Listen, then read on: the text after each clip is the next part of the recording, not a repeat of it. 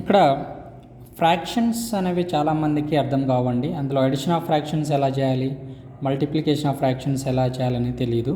Already multiplication of fractions గురించి నేను short చేసి చూపించాను. ఇది అడిషన్ ఆఫ్ ఫ్రాక్షన్స్. ఏదైనా 2 ఫ్రాక్షన్స్ తీసుకుంటాం, అది లైక్ ఫ్రాక్షన్స్ అయినా అన్లైక్ ఫ్రాక్షన్స్ అయినా సరే.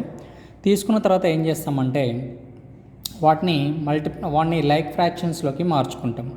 ఓకేనా, ఈక్వలెంట్ ఫ్రాక్షన్స్లోకి మార్చుకుంటాం. చూడండి, ఇక్కడ ఫస్ట్ ప్రాబ్లం ఇచ్చాడు 2/3 + 4/6.